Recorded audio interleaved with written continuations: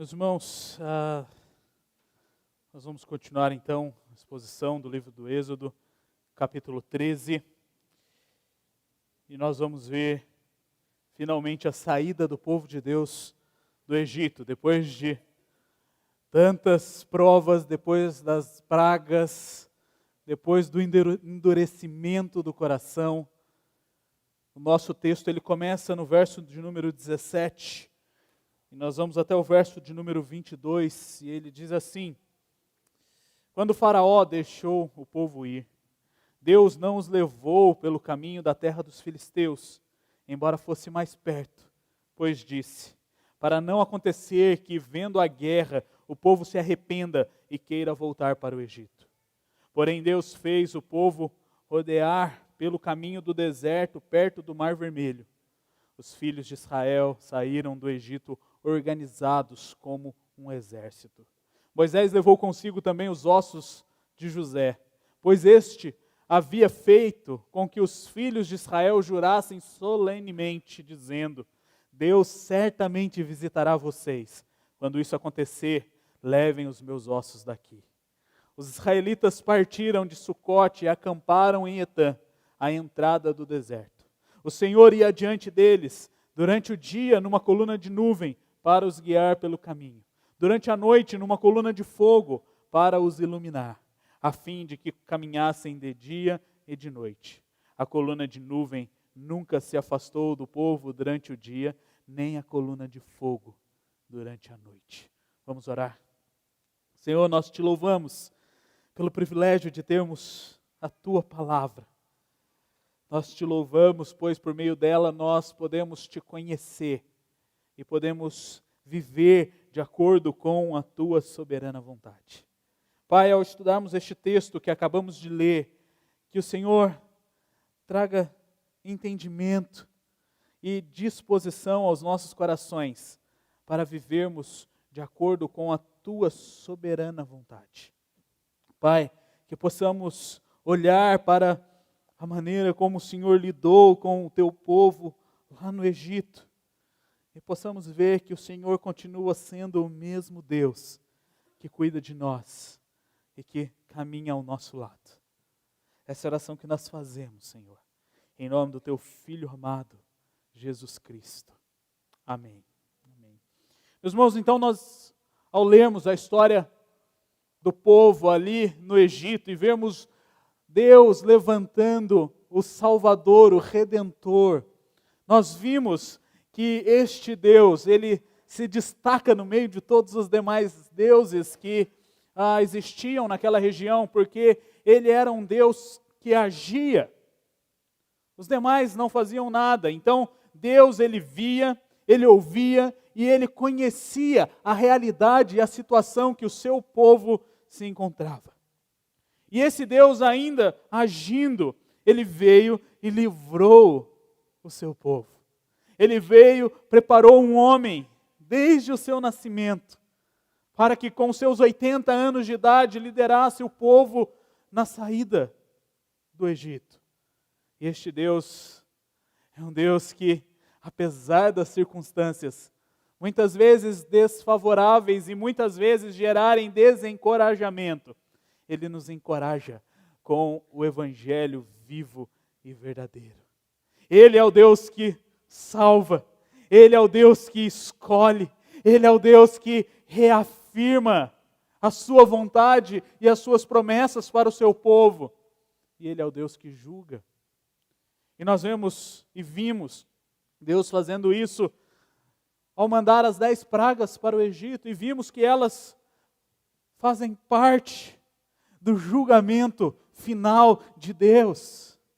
E vimos que estas 10 pragas, elas estão relacionadas lá no livro do Apocalipse. E elas voltarão. E elas são, então, aqui no Egito, um prenúncio do que Deus fará e de como Deus julgará o mundo. E o recado que ficou bem claro para Faraó e para os egípcios foi que Jeová era o Deus vivo e verdadeiro. Eles entenderam isso. E algo que fica bem claro para nós ao estudarmos este livro é que este mesmo Jeová continua sendo o Deus vivo e verdadeiro. E nós vimos que o Senhor, então, preparou de maneira sublime a saída do povo, de acordo com a sua própria palavra. E Ele estabelece um ato, um sinal, que serviria daquele momento em diante, para que o povo se lembrasse do que Deus havia feito. E aquele povo, então, celebram a Páscoa. Houve a necessidade de um sacrifício em favor dos primogênitos. Houve a necessidade de uma tragédia, para que este sinal fosse estabelecido e servisse de anúncio para o que Cristo faria em nosso lugar. O Cordeiro Santo, que deu a sua vida por nós, que derramou o seu sangue para que nós pudéssemos viver. E o sangue daqueles cordeiros foram derramados para que aquele povo se tornasse um povo livre da escravidão. E no último domingo, nós vimos no início do capítulo 13 até o verso de número 16, que a vida, ela pertence a Deus. E por isso nós precisamos consagrá-la a Ele. Nós vimos que o Senhor é quem providencia o substituto para que haja vida. E que devemos fazer isso sempre em memória do Senhor. E a aplicação do sermão de domingo passado foi que nós não podemos nos esquecer da história da redenção. E é interessante quando nós lemos os versos de 17 a 22, nós muitas vezes nos esquecemos desse trecho. E quando conhecemos ou contamos a história do povo saindo do Egito, nós simplesmente dizemos assim: acabaram as pragas. Faraó então ali, frustrado, pois não conseguiu segurar a vida do seu próprio primogênito, manda aquele povo embora para que eles não trouxessem mais maldição sobre aquela terra. E nós simplesmente nos deparamos com o Mar Vermelho. E nós já pulamos esse trecho de caminhada e lembramos da história de Moisés ali sendo um instrumento do Senhor para abrir o Mar Vermelho. Esse trecho que nós lemos é um trecho intermediário entre a saída real do Egito, que nós vimos no domingo passado, aqui no fim, na primeira parte do capítulo 13, até os sinais maravilhosos que vão acontecer do Mar Vermelho e na caminhada no deserto. E muitas vezes a nossa vida cristã, ela se assemelha à nossa falta de memória para alguns detalhes da história da redenção. E muitas vezes, ao passarmos por circunstâncias na nossa vida que não são favoráveis a nós, ou que não acontecem de acordo com o que nós gostaríamos que acontecesse, nós nos esquecemos dos interlúdios da história da redenção. E é interessante que este trecho, ele vai exatamente falar sobre a fidelidade de Deus. E aqui nós já estamos num ponto da história que aquele povo já conhecia de maneira suficiente a fidelidade de Deus. Deus já havia cumprido a sua aliança diversas vezes. Deus já havia cuidado do povo e sustentado o povo diversas vezes. Aquele povo tinha acabado de ver as pragas sobre o Egito. Mas aqui nós temos mais uma vez a lembrança da fidelidade de Deus. E isso nos serve de alerta para nós, povo de Deus, também nos lembrarmos da fidelidade de Deus. Nós lemos, cantamos e oramos sobre a fidelidade de Deus em toda a nossa liturgia. Mas a pergunta que nós precisamos responder nesta manhã, diante deste texto, é: como ou o que nós fazemos ao nos depararmos com a fidelidade de Deus? O que nós devemos, então, fazer de maneira objetiva e de maneira clara? E o texto aqui ele nos apresenta uma divisão clara de 3 coisas que, como povo, nós devemos fazer. E ele vai declarando e vai relatando a fidelidade de Deus e como Deus é fiel, e mostrando como nós, seu povo, devemos agir. E a primeira delas se encontra nos 2 primeiros versos que lemos, no 17 e no 18. E estes 2 versos nos ensinam a confiarmos na sabedoria divina. E é interessante que o texto então começa dizendo que quando o faraó deixou o povo ir, Deus não os levou pelo caminho da terra dos filisteus, embora fosse mais perto. É interessante que, se você parar e olhar, esse gráfico não está com a resolução boa, mas o povo estava lá, naquele primeiro pontinho, lá no início do vermelho, e se eles simplesmente seguissem pelo mar Mediterrâneo, provavelmente eles levariam 40 dias de caminhada do Egito até Canaã. Dá mais ou menos 425 quilômetros. E hoje, para nós pensarmos em 425 quilômetros, é um trecho que nós percorremos em 4 horas, 5 horas, daqui a Barretos. Daqui a Barretos. Seria rápido. Mas se nós pararmos e pensarmos, aquele povo demorou quantos anos para chegar em Canaã? 40 anos. Eles fizeram um caminho que está, provavelmente esse é o caminho, tracejado em vermelho. Eles ficaram 40 anos caminhando para chegar na terra prometida.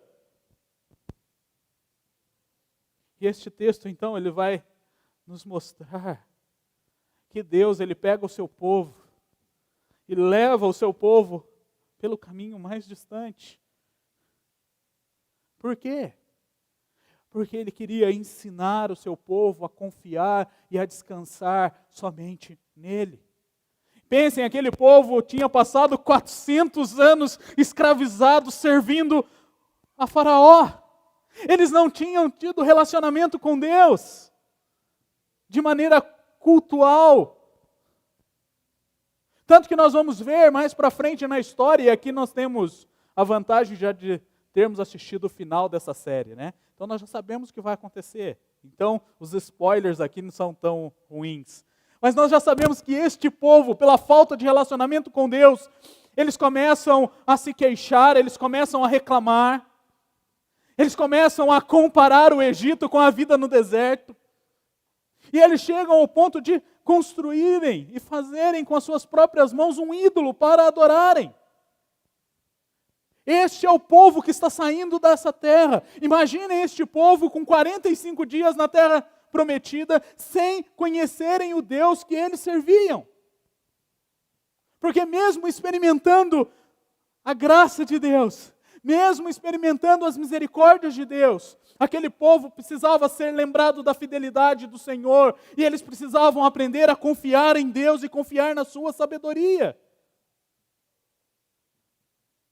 Logicamente, isso não é fácil de entendermos. Imaginem aquele povo também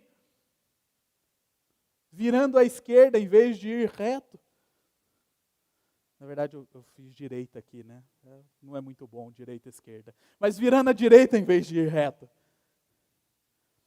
E eles começam a se perguntar, mas peraí, o GPS dessa coluna de fogo e dessa coluna de nuvem deve estar meio alterado. Provavelmente para eles entenderem a sabedoria de Deus, também não deve ter sido algo tão fácil. Porque Deus os estava levando para o caminho mais longo. Você já parou para pensar quantas vezes isso acontece na tua vida?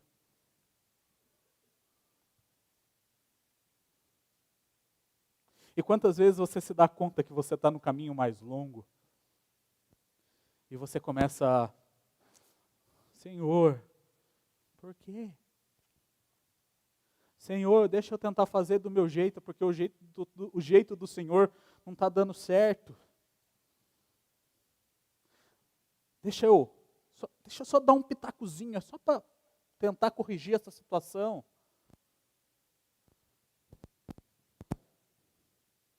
Nós precisamos, como povo de Deus, sermos lembrados de que a sabedoria de Deus, ela é maior do que a nossa, ela é incomparavelmente maior do que a nossa. E nós não podemos sondar a sua mente. Você já parou para pensar no que Paulo diz? Ele diz que são inexplicáveis os juízos do Senhor e são insondáveis os seus caminhos. Você já parou para ler Romanos capítulo 11, verso 33 e 34? O texto diz: ó, a profundidade da riqueza, tanto da sabedoria como do entendimento, do conhecimento de Deus. Quão inexplicáveis são os teus juízos, quão insondáveis são os teus caminhos. Pois quem conheceu a mente do Senhor? Ou quem foi o seu conselheiro? Ou quem primeiro deu alguma coisa a Deus para que isso lhe seja restituído? Nós não conhecemos, meus irmãos, e nós não sabemos o todo da história da redenção que Deus está operando na nossa vida.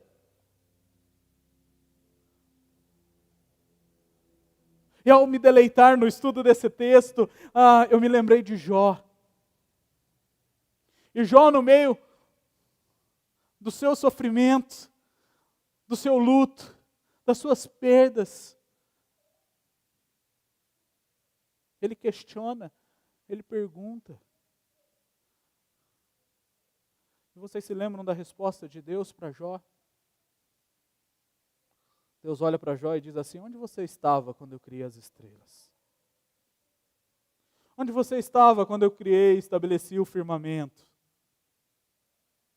Onde você estava quando eu te criei? Durante a nossa caminhada, nós precisamos aprender a confiar na sabedoria de Deus, porque Ele é fiel. E Ele não é fiel a você, Ele não é fiel a mim, mas Ele é fiel a si mesmo.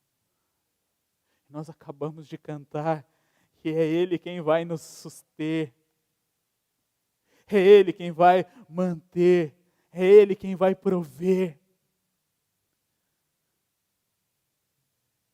E aqui eu não estou dizendo que as situações difíceis não nos levam às perguntas, aos questionamentos.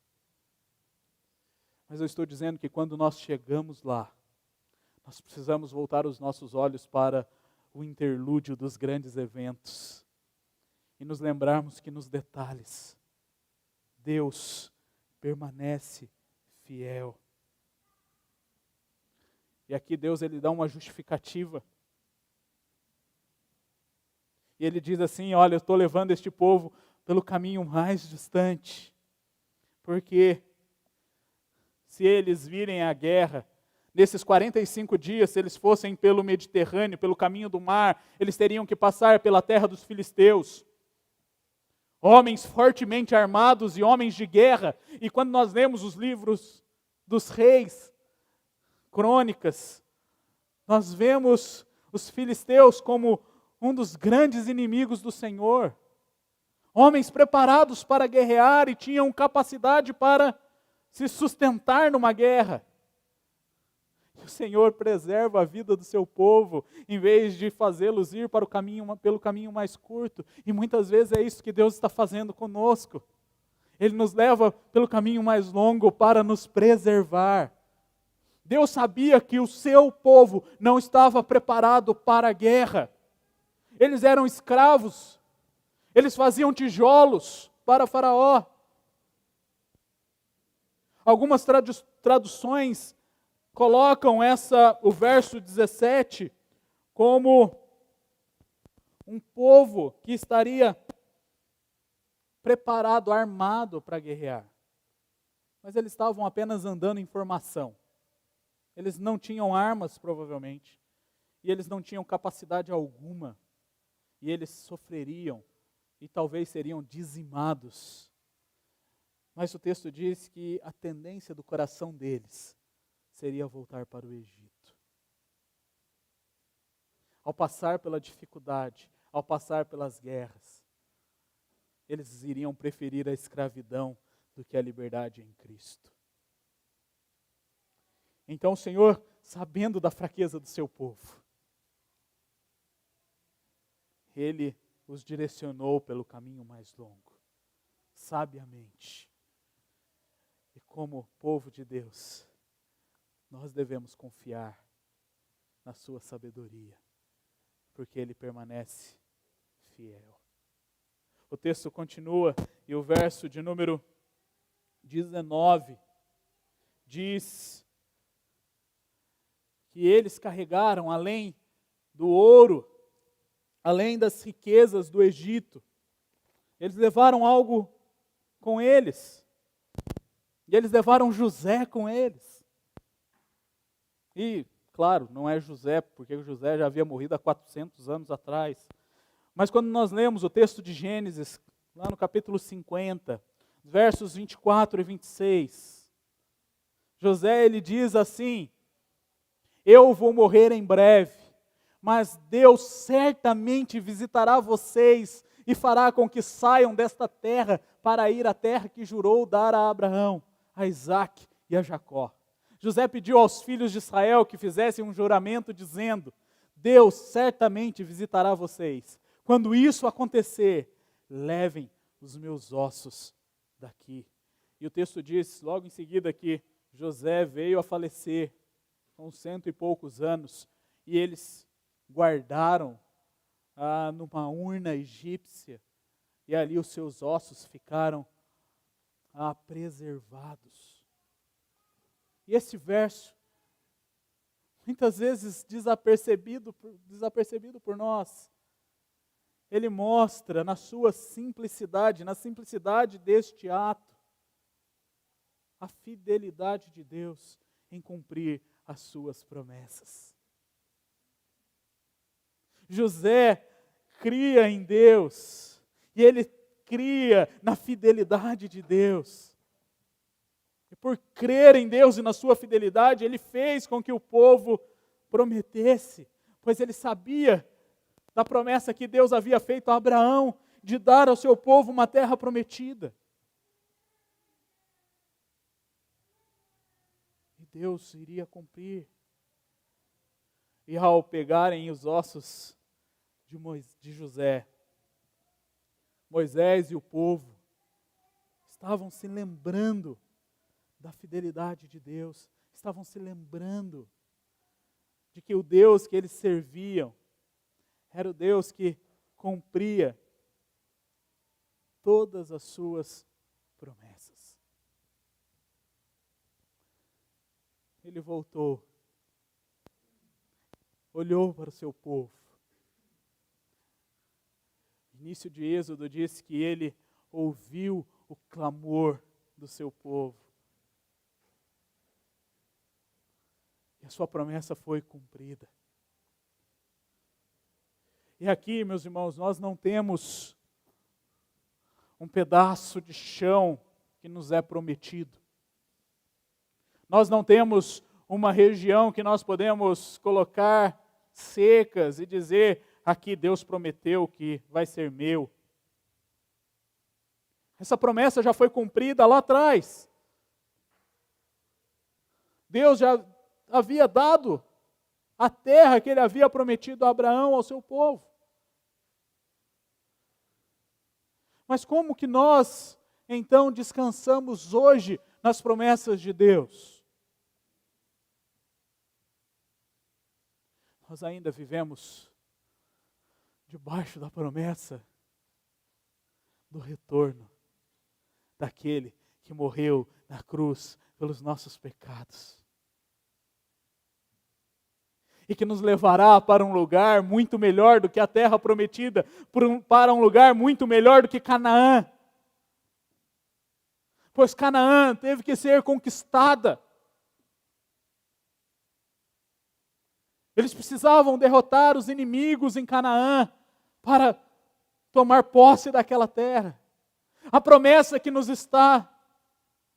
foi feita por Deus, é de uma terra que nós não precisaremos enfrentar nenhum inimigo mais, nós não precisaremos mais conquistar, porque Cristo conquistou na cruz. E o Deus que nós servimos continua sendo fiel. E todas as promessas que Ele fez, Ele cumpriu. E nós temos que viver na expectativa do cumprimento desta promessa que Cristo, o nosso Redentor, voltará.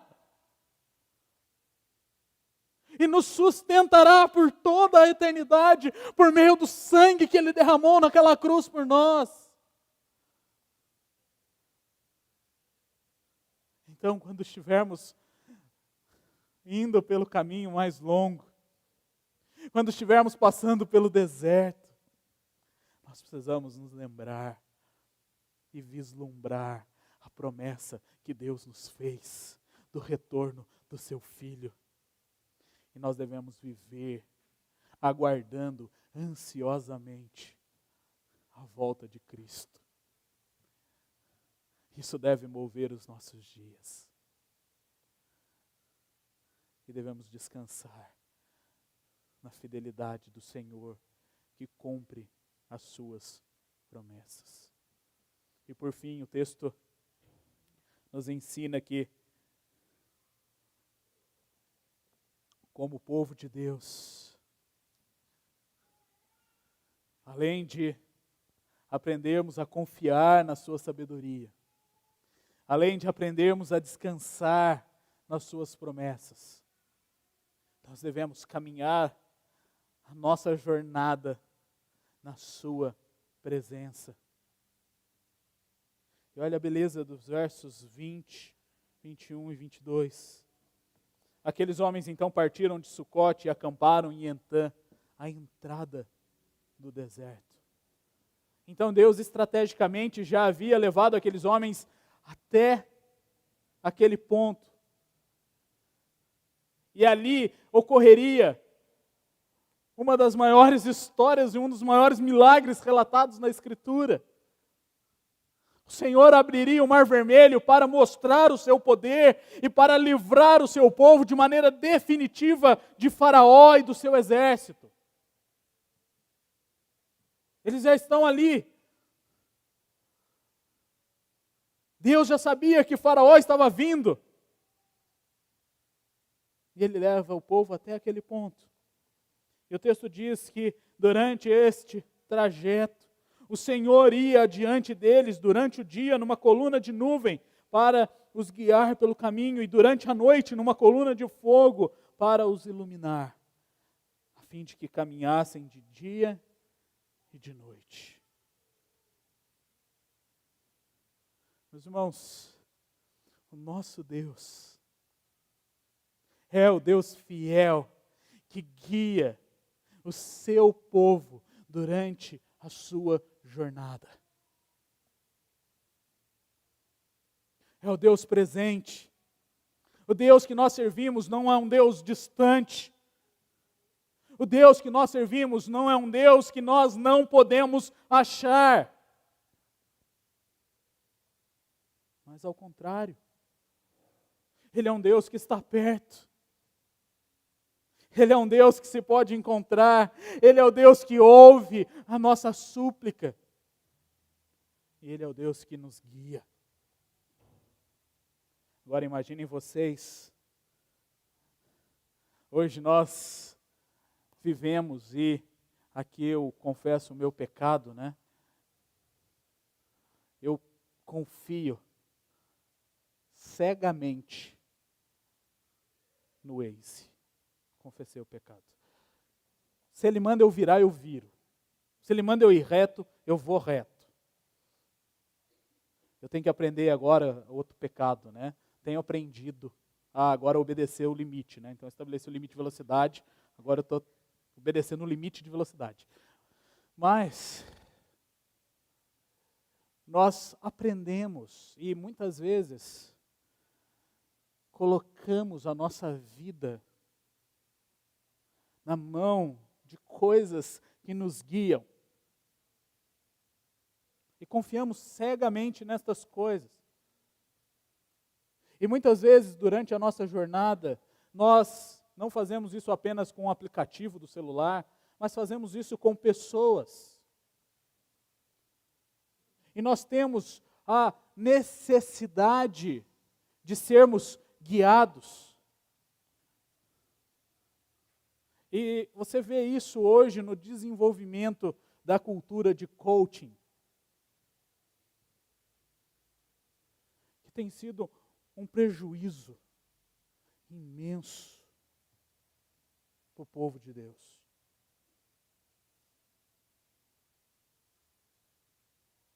Depois nos perguntas e respostas, se quiserem conversar.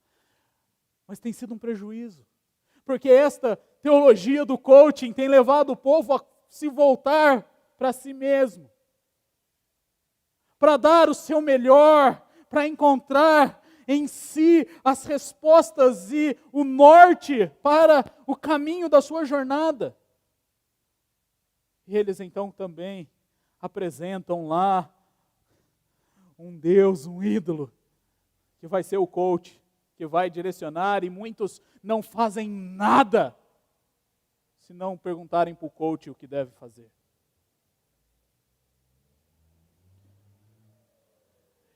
E ao fazermos isso, nós nos esquecemos do interlúdio da história da redenção.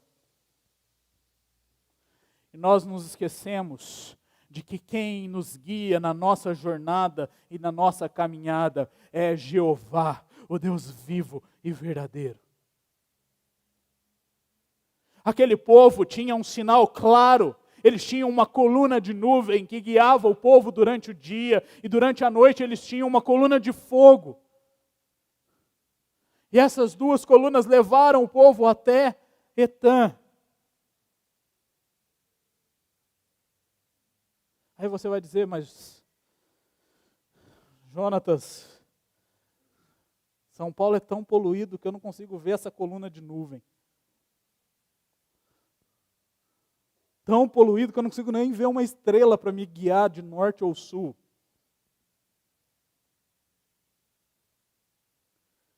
E quando nós nos focamos a termos sinais maravilhosos e magníficos para seguirmos a Deus e vivemos uma vida atrás desses sinais, nós nos esquecemos da livre presença de Deus e nós nos esquecemos de que Ele habita em nós. E nós nos esquecemos que Ele deixou a Sua palavra para nortear os nossos passos, para fazermos a Sua vontade. Mas a coluna de fogo e a coluna de nuvem não ficou em Etã.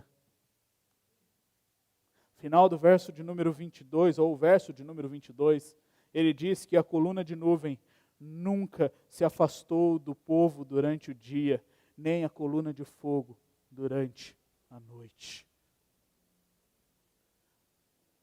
Durante 40 anos, caminhando pelo deserto, o Senhor estava indo à frente do seu povo, conduzindo o seu povo, para que a jornada deles fosse segundo a sua vontade. Nunca. Esta é a expressão que o texto usa. A fidelidade do Senhor não abandonou o povo nem por um instante. E eu posso dizer que durante a sua jornada, durante a minha jornada, A fidelidade de Deus não nos abandona nem por um instante. Nem no momento mais difícil que você possa passar. Nem na maior perda que você possa ter. Nem na maior tristeza que possa te abater. Deus continua presente.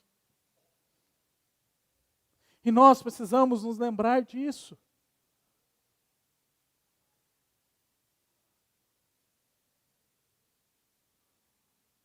Cristo, Ele foi chamado de Deus conosco. O Verbo se fez carne e habitou entre nós. Mas nós precisamos nos lembrar que Ele não somente habita entre nós, mas Ele habita em nós.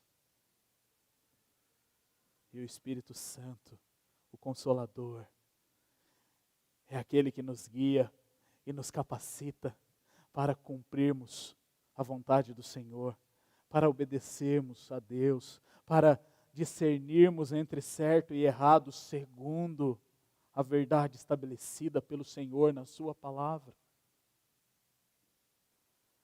Então, durante a nossa jornada, nós devemos confiar e nos lembrar que o Senhor está presente. E ela deve ser feita na presença do Senhor. Da mesma maneira que nós não podemos nos esquecer que Ele está em nós, está entre nós.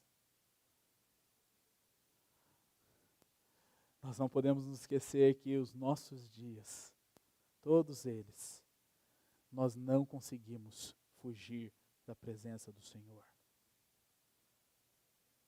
E o salmista declarou isso colocando as extremidades, se detendo nos confins dos mares ou fazendo a cama no mais profundo abismo. Ele tinha certeza que a destra do Senhor sustentava. E a destra do Senhor guiava. Então o que nós fazemos diante dessas verdades, deste interlúdio? Primeiro, lembre-se, Deus é fiel e cumpre as suas promessas. O Deus que nós servimos é o Deus fiel. Ele nos sustenta dia após dia. E a sua misericórdia não se afasta de nós. Nós precisamos nos lembrar disso. O Salmo 23, ele vai dizer lá no verso 6 que a bondade e a misericórdia do Senhor certamente nos seguirão todos os dias da nossa vida e habitarei na casa do Senhor para todos sempre. Nós precisamos nos lembrar disso. O Senhor é fiel. Mas nós também precisamos de um choque de realidade. Deus, Ele é incomparavelmente mais sábio que você.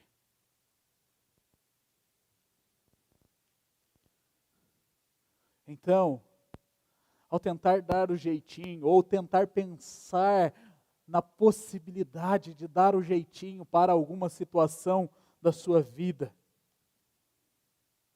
lembre-se desse interlúdio e confie na sabedoria de Deus. Ele sabe o que Ele está fazendo. E claramente, muitas vezes, nós não sabemos o que nós fazemos, porque nós não temos controle das consequências daquilo que fazemos. Mas o Senhor tem. Por isso, precisamos confiar. Confiar a nossa vida a Ele. Durante a nossa jornada, nós precisamos viver os nossos dias descansando de que Cristo voltará e a promessa do Senhor irá se cumprir. Isso não significa que você precisa agora chegar na sua casa, deitar na sua cama, cruzar os braços e falar: tá bom, não vou fazer mais nada, o Senhor vai voltar. Não. O descansar é ter a tranquilidade e a certeza de algo certo que vai acontecer. Mas, enquanto descansamos, sabendo que o Senhor voltará, nós cumprimos a sua palavra e obedecemos os seus mandamentos, vivendo vidas santas. E por último,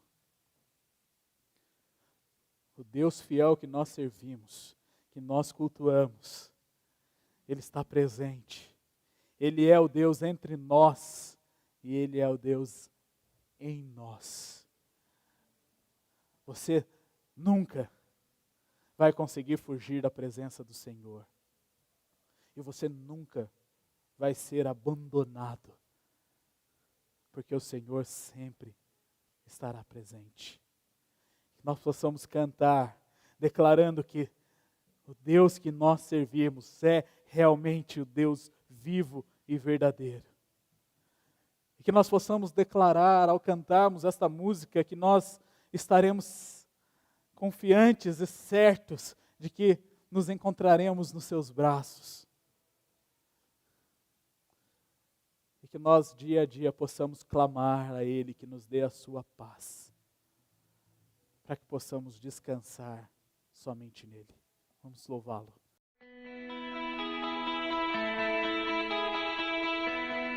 Não esqueça de deixar o seu like no vídeo, se inscreva em nosso canal e ative o sininho para receber a notificação dos novos vídeos.